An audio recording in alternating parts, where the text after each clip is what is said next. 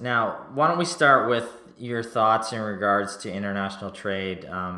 Donald made a number of pronouncements in this area, so why don't you give us your thoughts on how some of those pronouncements and some of what are going to be his policies going forward, or could be his policies going forward, will affect the markets and the economy in general? Sure. So first, before I even get into that, I want to just start with the caveat that politicians often make some pretty strong promises during campaign periods, and often the end result is watered down, or even just completely ignored after they enter office. So although Donald Trump has made a lot of really strong statements, we can't just assume that he's going to pursue these policies as aggressively as he said he would during the campaign. As well, most of these policies are going to require support from Congress, and he's only going to be able to pursue them to the extent that he has that support. So even though he's made some pretty strong statements in certain areas, I think that right now we also have to take a bit of a wait and see approach, and take what he said in the past with a grain of salt, because in a lot of cases, the initiatives that he wants to take are clearly outside the powers of the office of the president. So he will need support beyond just himself and his inner circle to do these things. But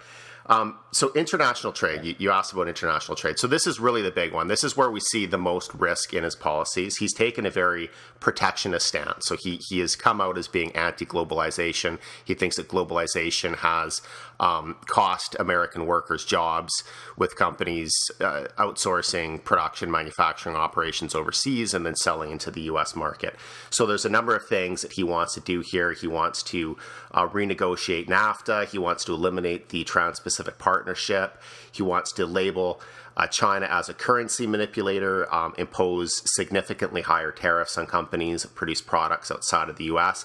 And he also wants to empower his regulatory officials to use whatever legal options they have to crack down on companies that he thinks are abusing the current trade laws. So when you look at something like this, it's really uncertain how far he's going to be able to take these policies. The United States the economy is based on trade. So just to start throwing up a ton of trade barriers all of a sudden and attacking your trading partners is not what we think.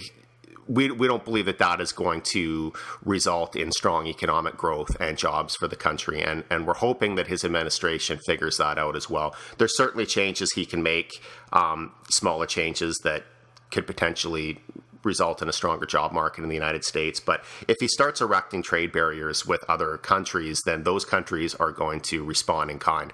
They're going to erect trade barriers with the United States. And when that happens, basically what you have is a trade war. So how are companies that are international companies, national companies in the United States, they're gonna lose their access to international markets as well. So this is an area that we're hoping he's going to really soften on as he kind of looks at the numbers and makes some decisions here. And he's also, in many cases, I believe, going to have the support of Congress to enact some of these policies.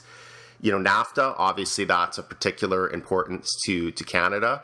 He wants to renegotiate or eliminate NAFTA. For the most part, he's been singling out Mexico and not Canada, but I'm sure that somehow Canada is going to get caught in that as well. It's really too early to tell what that's going to look like, and we advise people not to panic, but we also have to keep in mind that NAFTA has actually been amended several times since it was first brought into force in 1996. So going back to the table and making a few changes is not necessarily going to be a horrible thing for the Canadian economy. I'd also like to point out that while the United States is our largest consumer of goods, we are actually the largest consumer of goods that the United States sells as well. So we are more dependent on them than they are on us, but we are still their largest customer. So we're optimistic that whatever these changes are, they're not going to be disastrous to the Canadian economy.